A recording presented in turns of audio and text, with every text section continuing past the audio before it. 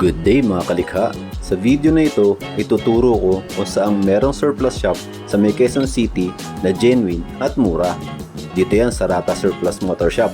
Likha, puntahan natin. Dito, galing akong Road 20. Pag galing kayong North Avenue, diretsoin nyo lang ang Mindanao Ave papuntang C5.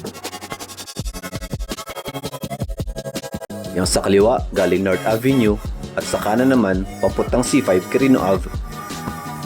Mindanao Ave, bago dumating ng C5, kanan kayo dito sa may Donoso Street, kanto ng Tandang Sora, Barangay Hall.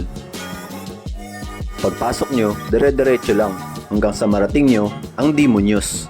Kanan kayo dyan. Etong Carmel 5 Subdivision ang palatandaan nyo para pagkakanan na kayo sa Demonios. And then, dire-diretso lang din kayo at matutumbok nyo itong building na ito. Kaliwa naman kayo dyan. Ito ang palatandaan sa kanan, 7-Eleven, at kakaliwa kayo, dire-diretso, Banlat Road. Halos katapat lang nila itong Alvarez Dental Clinic sa kaliwang side to.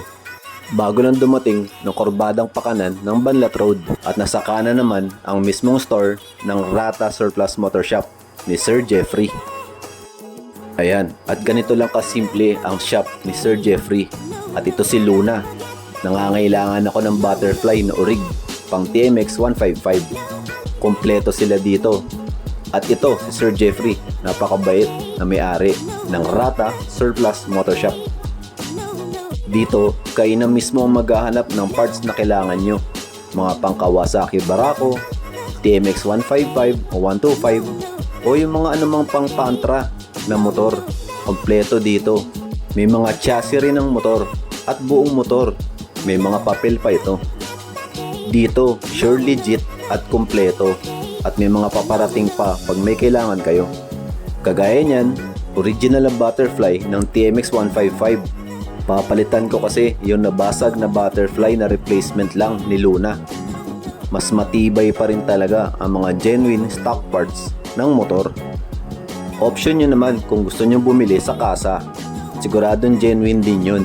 Kaso, kung nasa tight budget kayo gaya ko, maayos din naman sa mga surplus kagaya nito. I-message nyo lang ang Facebook page ng Rata Surplus Motorcycle Parts at baka meron siya na hinahanap nyo. Hindi madali ang buhay, pero walang imposible sa taong gustong matuto at may tiwala sa proseso. Hanggang sa muli, ako si Christian, likha na!